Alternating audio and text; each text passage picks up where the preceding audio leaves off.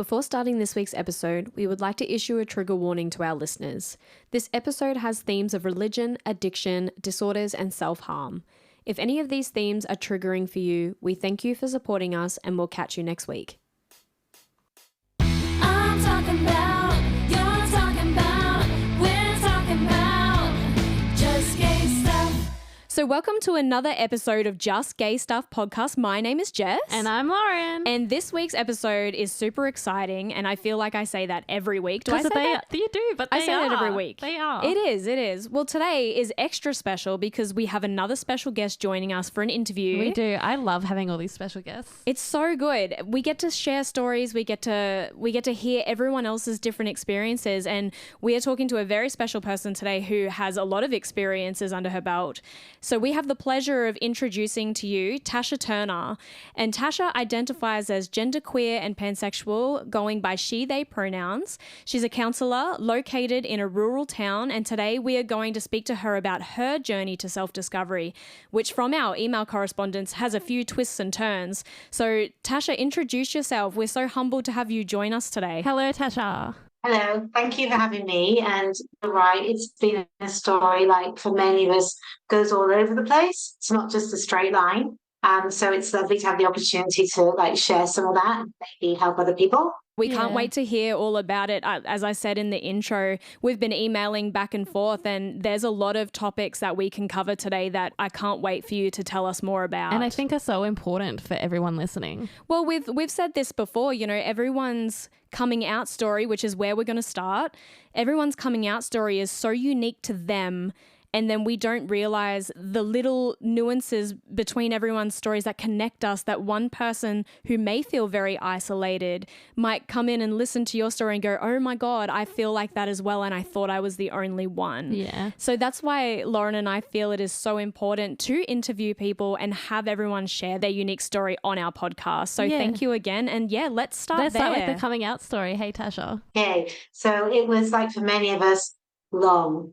It went over many years. Yeah. So where it started, probably I was about 16 now and quite heavily into alcohol by that point, and I've got lots of addictions in my past. Yeah. So I was out nightclubbing and I would black out quite frequently.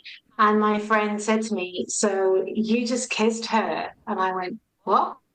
You didn't remember? I know. I'm like, "She went, her over there." And I went, "What? Hang on, her?" And I'm thinking, "Don't you mean him?" And she's like, "No, her." And I'm like, "Oh, okay, well, I better go and do it again because I don't remember." So that was my kind of, okay, then, so I guess I like girls and boys. And I was the only person I knew. I'm from Wales. So it's a small beachside town. Luckily, my mates were like, "That's just Tash. That's obviously what she's doing, whatever that is, I don't know." And it was very much, so I'm 50, almost 50, which is awful. So in the 1970s, it was very much, okay, you can do it. It had to be quite secret, even though I was in a nightclub. But I couldn't have a relationship with a girl. I could have a relationship with a guy, but a girl, it had to be hidden. Yeah. And I just didn't get that. But I just carried on doing my thing. It's just the way I am. I didn't know there was a name. I just thought that's just what I do. And I felt attracted to anyone, which was a bit confusing. And it's when I went to uni, which was quite a long way from my tiny town. So I went to a big city in the UK, one of the biggest LGBT scenes in the UK. And I arrived there and went, "Oh, it's a thing?" I was like, "Oh, right. Oh, wow. Okay. Oh, but hang on. I like anyone." I was like, "Any gender. What's that?" Yeah. So that's where I understood. Back then we didn't use pansexuals. We just used bisexual. So that's where I understood more about my sexuality and just had a blast, really enjoying myself and being very free when I was in my years at uni. Yeah. Mm-hmm. And then during my life between then and now, with my sexuality, it's just depended who I'm with. I've never hidden it. But when I've been with a partner, say it's with a female who's a lesbian, I might be like, okay, well, I'm attracted to you at the moment. I'm not doing anything with anybody else. But I've also got polyamory in my background. So there's times when I've been like, no, I want to have multiple relationships at once. And I want to do that. And then there's been times where I was in a heterosexual marriage, but I was very clear at the beginning. I'm like, I'm not heterosexual. I'm very happy to be married to you and be monogamous, but my sexuality is determined by the person I'm with. Yeah. And then when I actually met my wife, so my wife is binary trans. So we met about a decade ago, not long after all her surgeries. And actually, since my time being with her, that's when I've really understood my gender. So that was another layer of, not because of being with her, but I had the freedom and me understanding, oh, there's more. Oh, there's more. It's not just my sexuality. Oh, this is interesting. And that's really, and like I said, that's a whole other journey, but still, now me understanding my gender and my sexuality, I'm like, oh, now I get it. I'm only nearly 50 and I've just got it. Yeah. Yeah, But it is wow. all about the people that we meet, opening us up to these new experiences and new adventures within ourselves and new discovery, because, you know, we've talked about this a lot with some of our other guests about representation that is in the media and representation through celebrities and through television. And when you don't have those other things outside of what is considered social norm, you don't allow yourself to question anything, because you go, oh, well, I feel this way, maybe, but it mustn't be correct because I don't see it anywhere else. Because you don't see it. It's not portrayed. I think that's why that's so important to have guests like you on this podcast, for people to have that representation. That's it. We're essentially creating representation for people when they don't see it in general media. Yeah. So yeah, of course,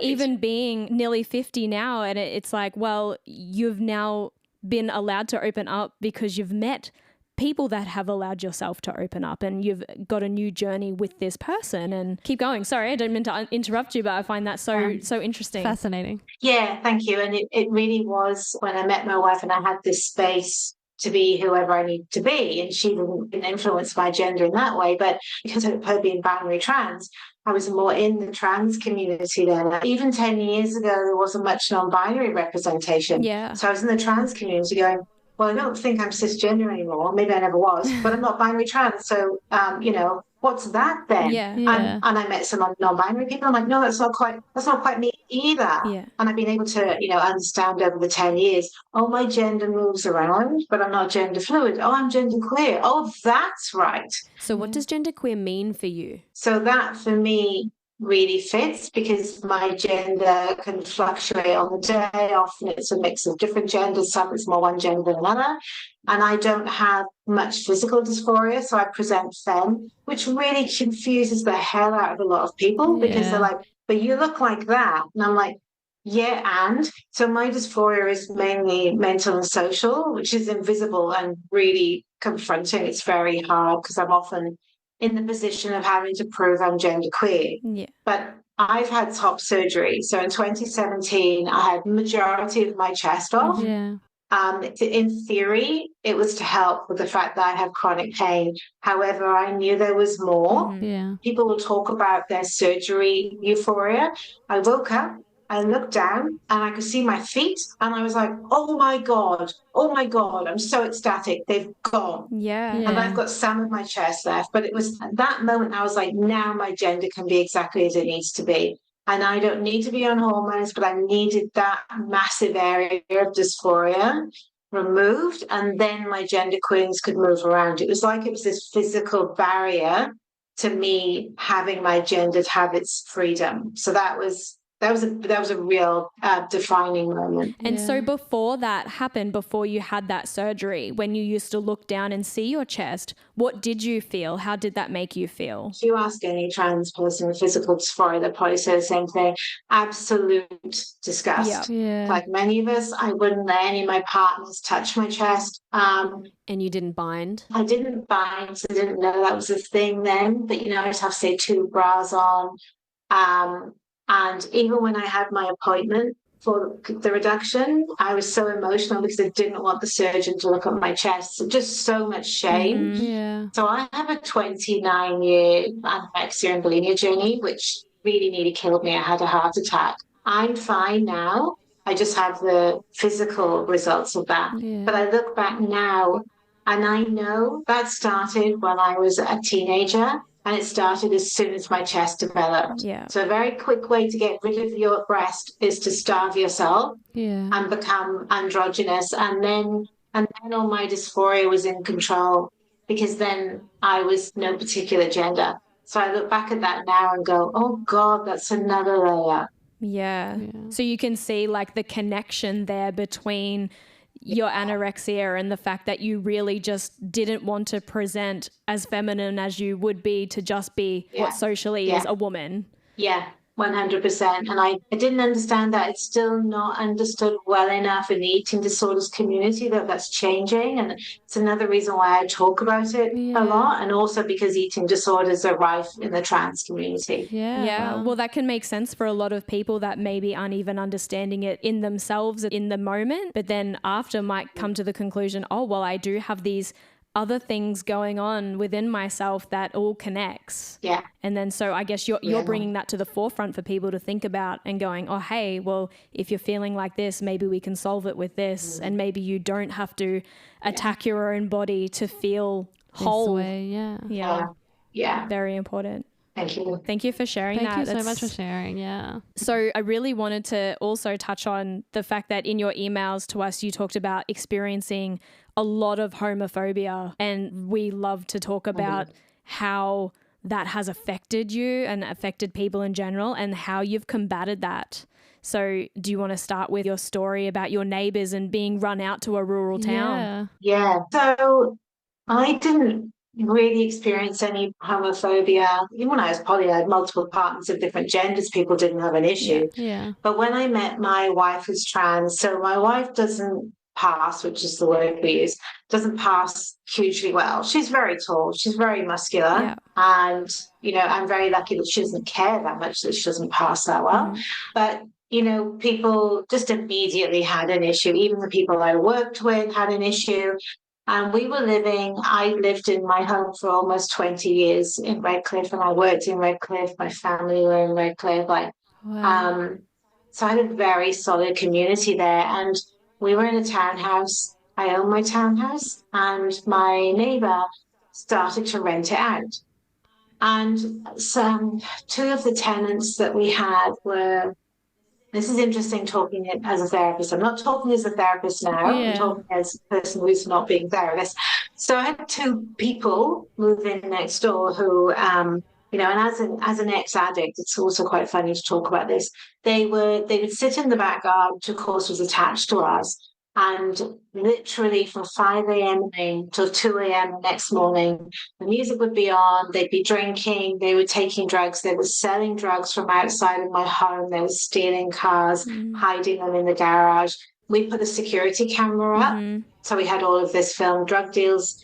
We had, oh my gosh, we had 60 drug deals. 60? Yeah, overnight, because they would come and there was a secret knock and the deal would be, it was a shared driveway, so it was right outside my home. Yeah. My sleep, I barely slept for about 18 months, and I have PTSD, which is part of the reason there. Yeah. And these people were also picking on me in particular because I'm like 5'1". So I'm 5'1", and I would be in the shops and I would have food thrown at me from the aisles when I was doing my shopping. Oh my That is goodness. ridiculous. Because they would follow me.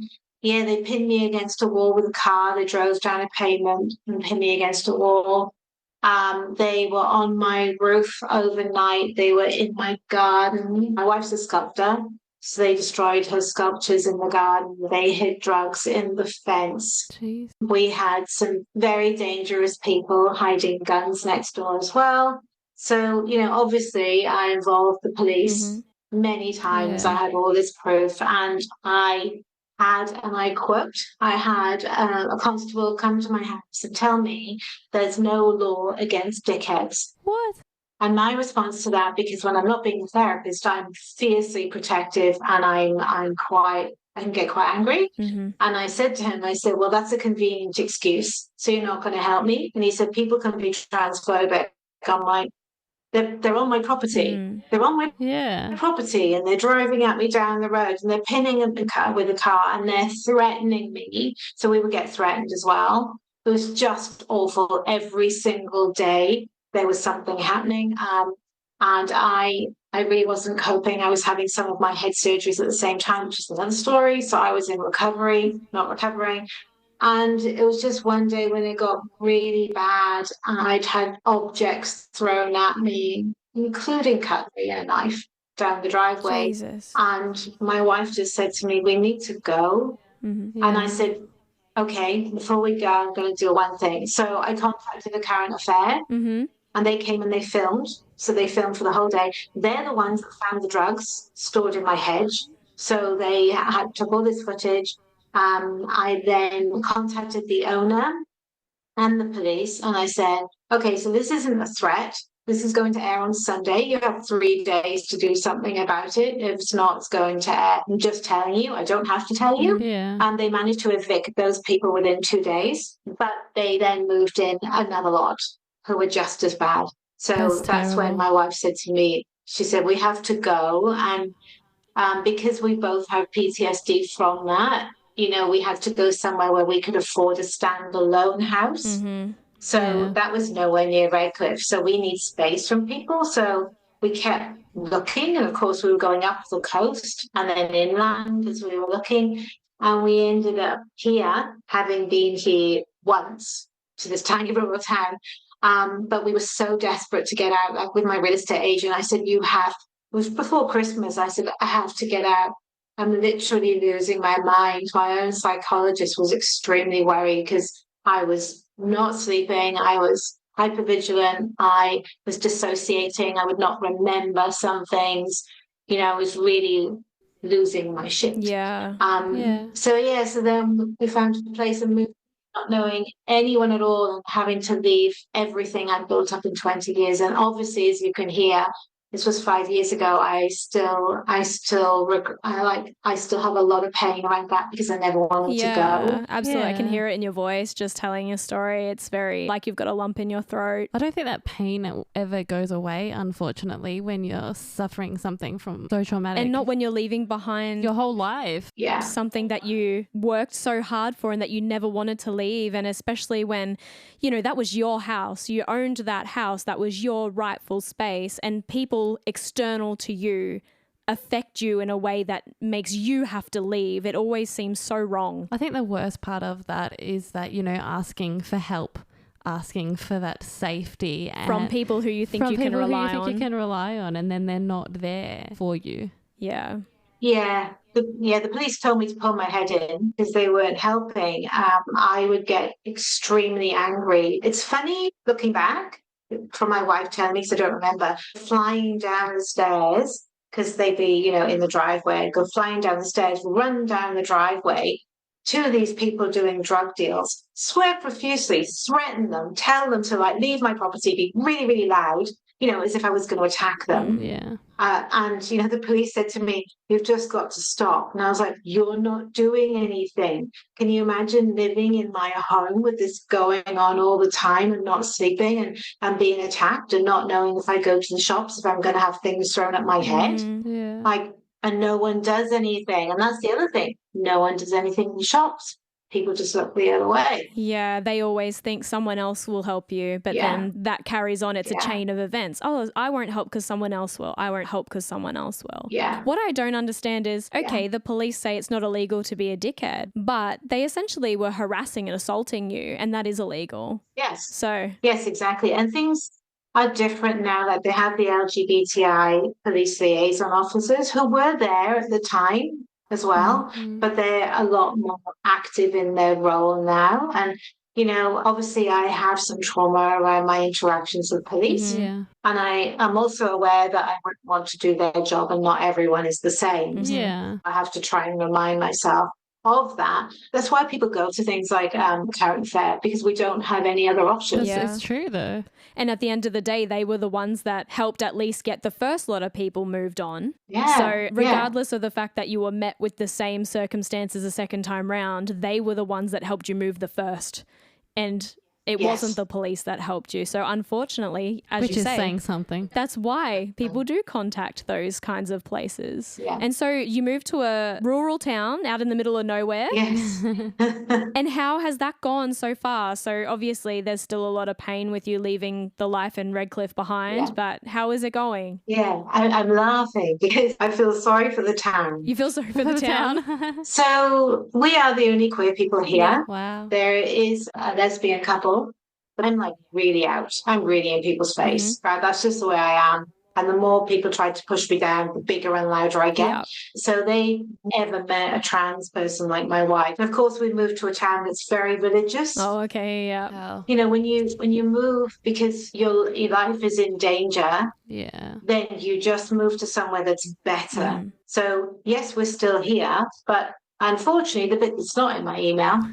So when we moved in, we were as careful as we could be about where we moved, but of course you don't know your neighbours. And Yeah. our real estate agent assured us that they were good people, blah, blah, blah. Well, yeah, they were good people if you weren't transgender. Yeah, right. So we moved in and I was on my 5th head surgery. I've had 6. So my 5th head surgery, we moved in and it turned out that we had a devout apostolic person next to us who told me I was an abomination in Christ, which made me laugh actually, because I think Christ has got better things to do. Yeah, agreed. And he harassed us every day. He would film us with a drone, which we reported, but nothing would happen. The people over the road, again, would come into our property at night time and attack things, and they would have really, really massive parties. And all of a sudden, you'd have 20 people in your front garden having a big fight because that's the place to have it. You know, target the trans people and by trying to get me evicted by petitioning the council. Like, so that was a whole other. I've got to stop there because I'm about to swear profusely and I don't know. We're a very inclusive podcast. we're a very raw podcast, so swear as much as you like. Swear is fine. Good. Okay, great. I warn my clients that I swear a lot. So yeah, that was a shit show. Yeah. And the local police again told me to pull my head in and told me that I wasn't making any friends in town. And my response was, I'm here to be the therapist, not to make friends. And if you're threatening me, then that's illegal. Mhm. And your job is to come and help me. When I call you that there are people in my garden fighting and breaking my property, you need to be here. So I was then told I had to film it as proof, which I did film it as proof. So, of course, we'd been there 18 months. And I think it was the drone incident that really made us both go, we have to go. Mm. And I was ready at that point to leave town. I was like, yeah, you know what? I didn't want to be here and this hasn't worked out and we're not welcome here. We weren't in as much danger as in Redcliffe. It wasn't as bad as Redcliffe because people here, apart from our neighbours, don't blatantly discriminate against you. They're country people. They're a bit more reserved. They don't like you. Not everyone, obviously, but the people who don't like you, they just don't like you and they avoid you, right? So they're not as in your face. Yeah. So it's better. But I was there going, okay, let's go back to the sea. I miss the sea. I just want to leave. I was in a trauma flight space. I was like, I'm ready to go. I'm done. Yeah. However, we had a few friends in town. There was a place where we are now. So we've been here 3 years in town who they said, oh, there's this place and it's gone up for auction. And my wife's a sculptor and an artist and a carver, etc. They said there's a massive shed at the back for all her tools. And I kind of knew that as soon as my wife saw the shed that we'd end up staying. Yeah. She was in. So we did. It's a huge house. So the whole lower level of the house is my clinic. Yeah. I have 5 rooms. Oh, wow. Which is hilarious for one therapist. Yeah. Room and- to expand. You never know. Oh, yeah. Also, I was very much like, oh, well, they didn't drive me out then. I wanted to go, but I guess I'll just make my clinic bigger and more rainbow. And luckily, where we are now, we are safe. Where we are, we're on the other side of town. So the town is getting used to us. And I'm the only mental health therapist, so I'll say to people, before I came, you didn't have a mental health therapist. So whether I'm queer or not, Yeah. don't you think you could be grateful that you have someone here Yeah. who's able to look after the town? But I have faced, a lot of people would rather we're not here. Yeah. So that's hard. And that's the hardest part about being here is having no community. That's really hard. Yeah.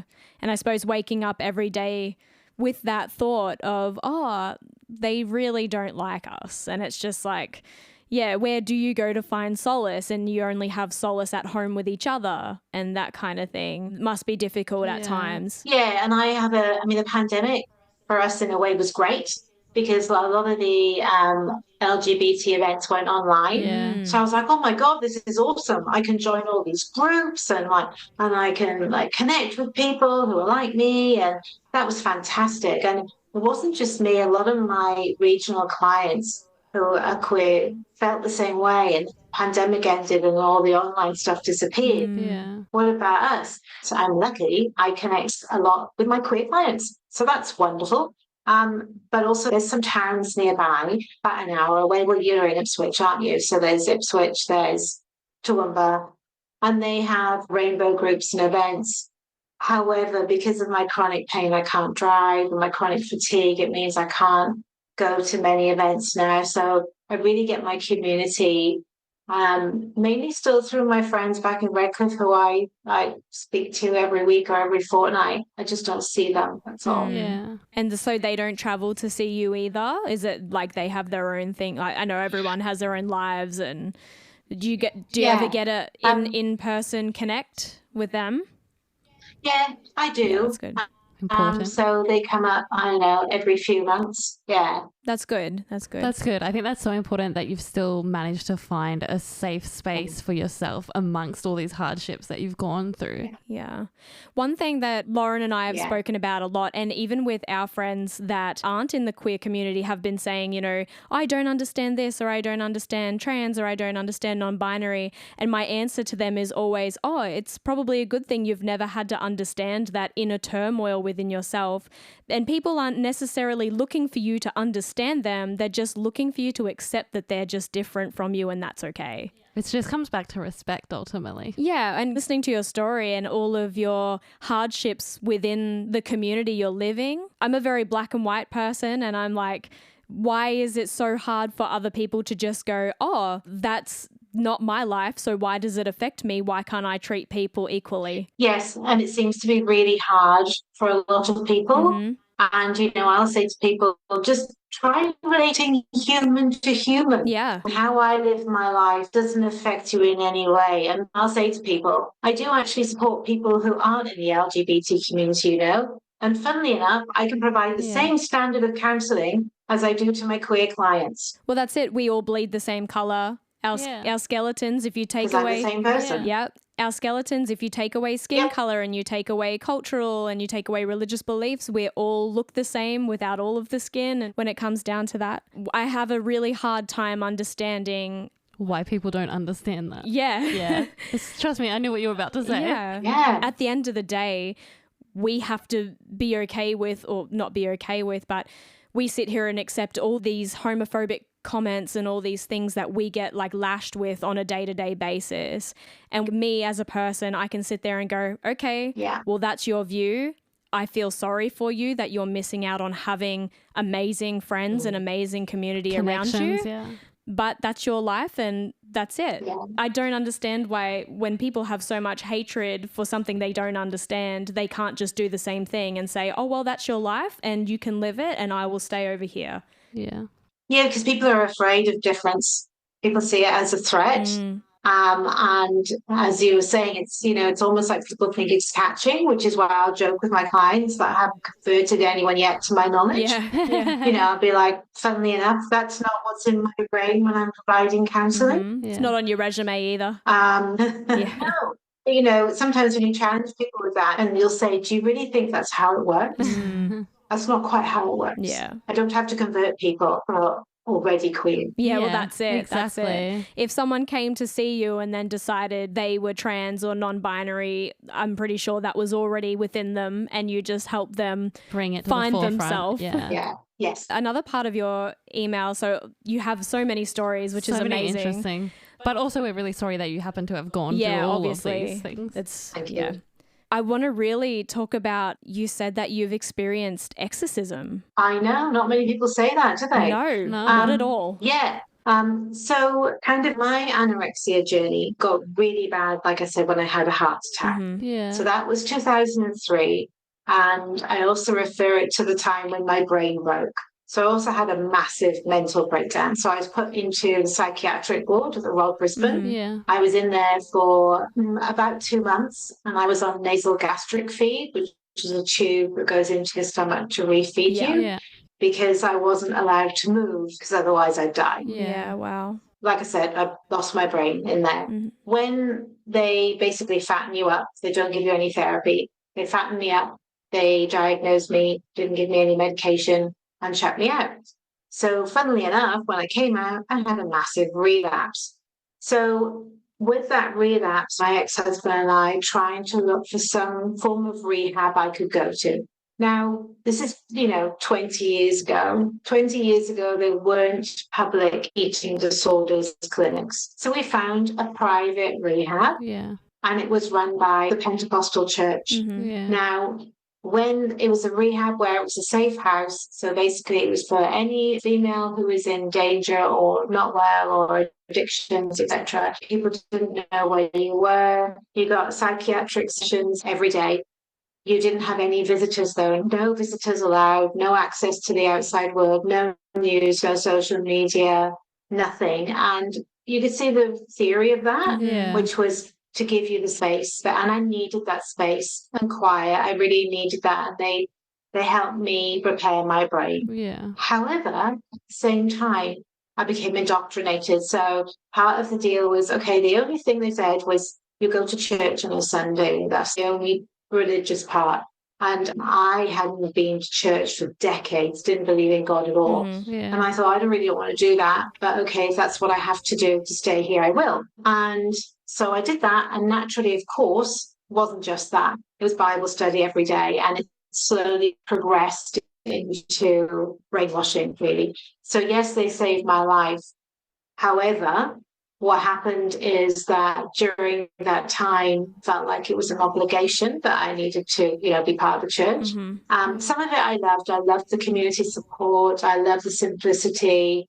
I loved the sense of comfort I got from feeling that there was something bigger than me helping me recover. Yeah. And to a point.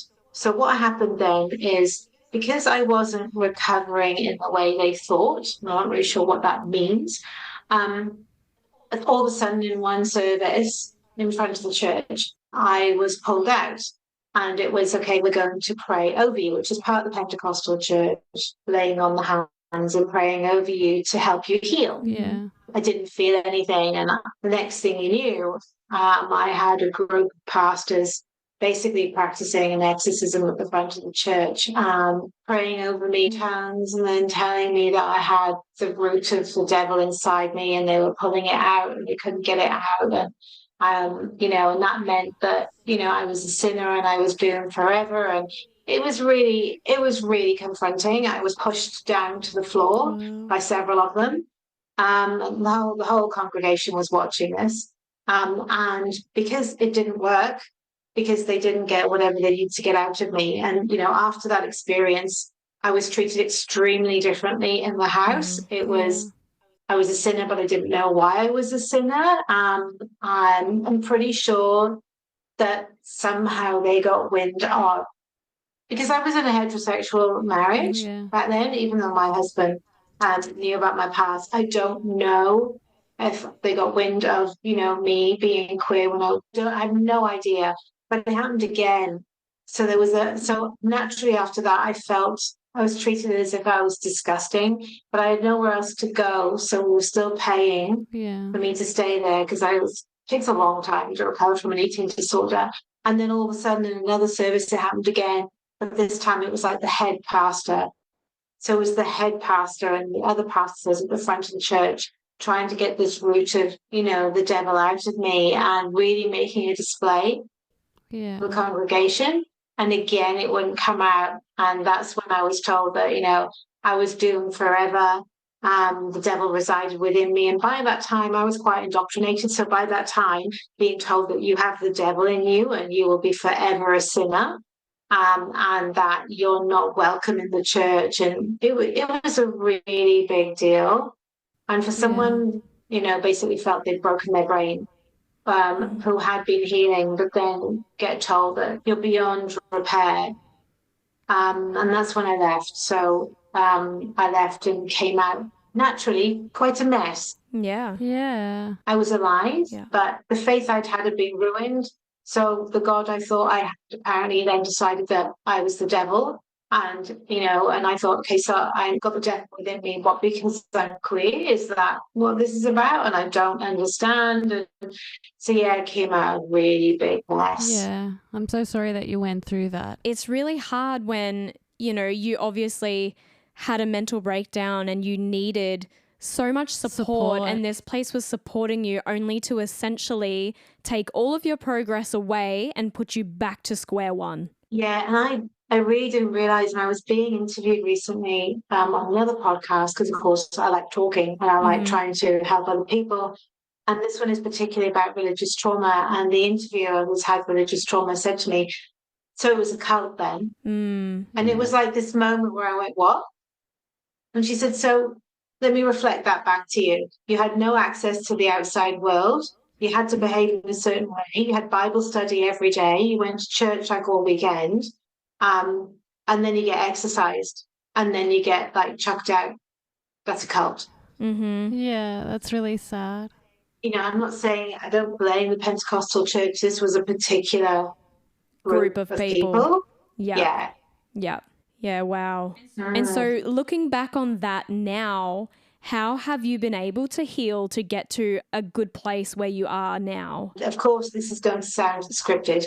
Therapy Yeah. from a therapist. So that's been well over a decade. So I've had therapy most of my life off and on, because I've also got a lot of addictions, a lot of trauma, suicide, self-harm, everything in my past. But this time I was like, right, I'm going to therapy regularly, like every week I'm going to therapy because I'm a mess. And it was also at that time when my ex-husband said, I can't do this anymore. We got to break up. I can't live this, which is fair enough. I put him through so much. So when we broke up, it was just me, and the only person who can repair my life is me. Shit.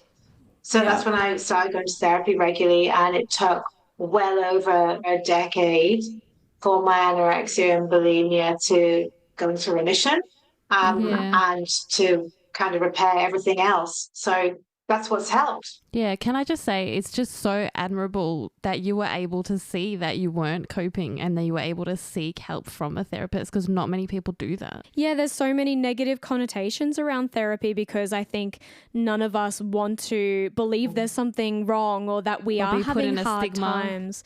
We don't want to be, associated with, I need help from an external source and I can't cope on my own. But I have this joke with a friend that it's like therapy is like putting your car in for a service. Literally. It's like we all need a tune up, even if it's just to look within ourselves over like a period of time. And I think that's a very positive thing. It is. Yes, I agree. Of course, now I'm a therapist, I agree. Yeah. But I agree back then too, because I knew I'd broken my brain back then. I was like, okay, I am a mess.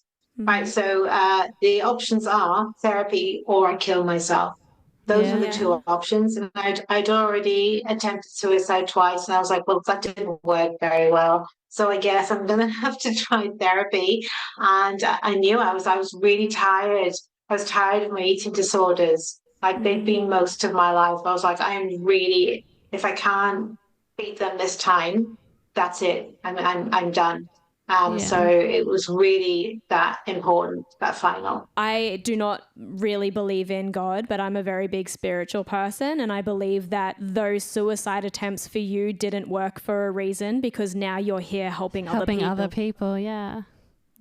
Which leads me into my next question. Did you always want to be a therapist, or did you find yourself doing that because you had gone through so much hardship within yourself and then now you do have that opportunity to help other people? Sort of, in a way. So when I was growing up, my parents became physically disabled when I was mid-teens.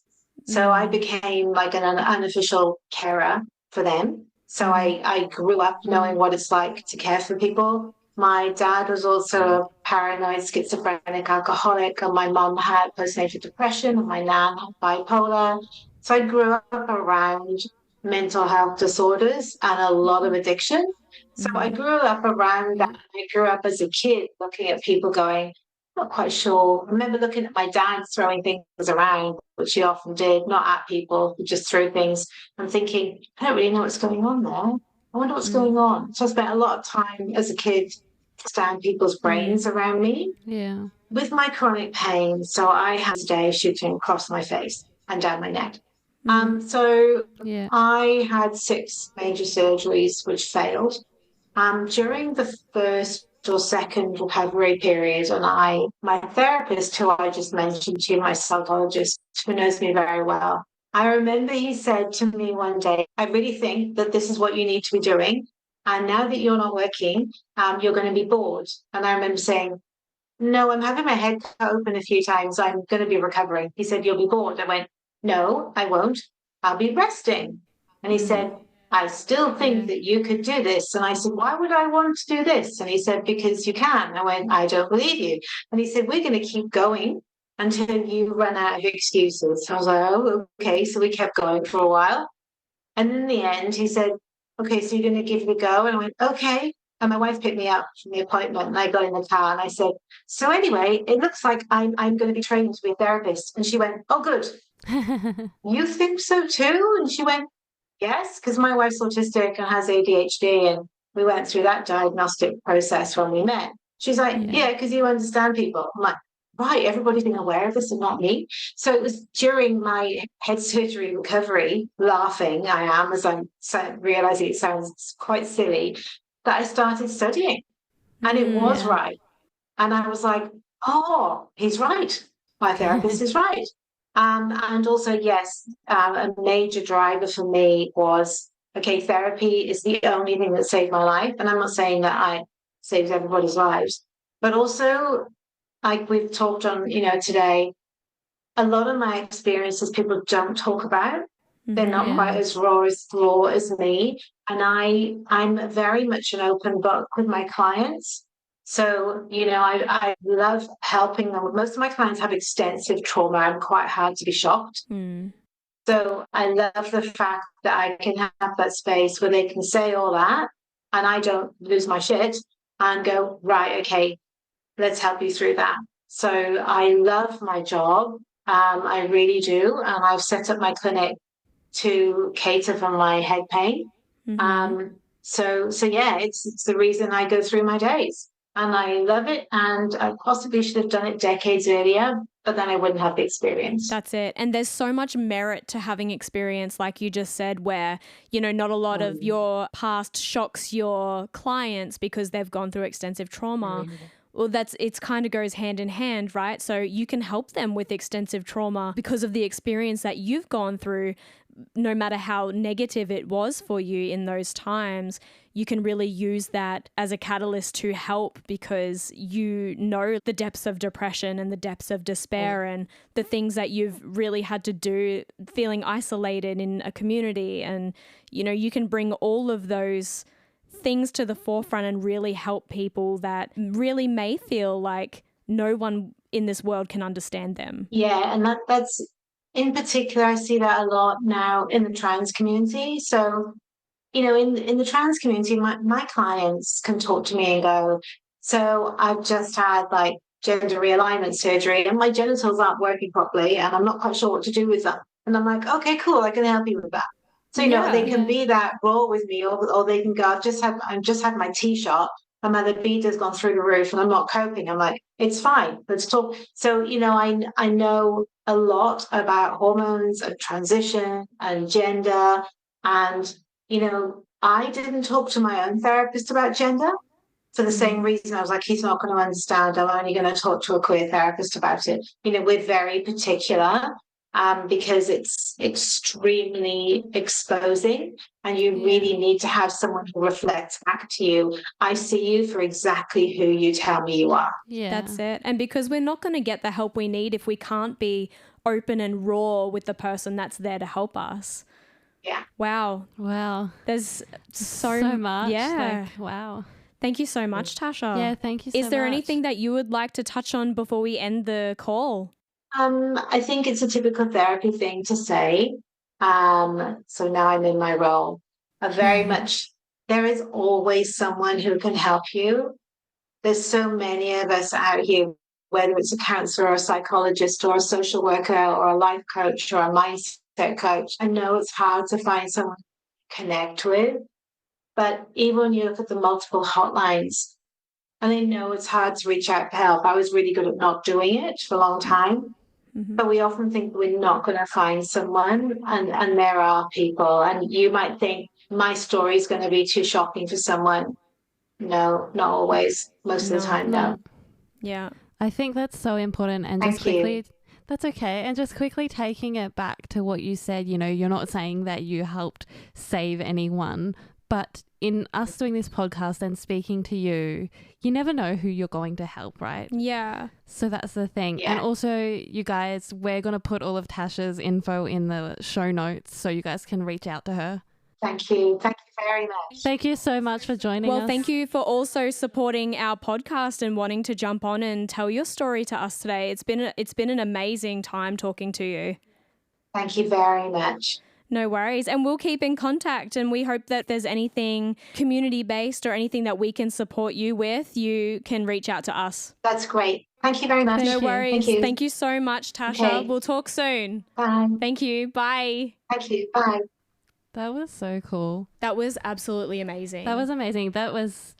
I feel like so many people listening to this episode are going to be like, oh my gosh, I'm not alone. Yes, and that is what we've always said from day one, and I think we've said it nearly every episode, the importance of not feeling like you're the only person on this earth struggling, and the fact that you can find other people or hear someone else's story and go, oh my God, it's not just me. Yeah, exactly. So like I said before, guys, we're going to make sure with Tasha's approval and consent, of course, to put her links in the show notes as well as any other helplines. We really hope that you got a lot out of this episode with Tasha today. And, you know, if any of you have stories that you want to tell, please reach out.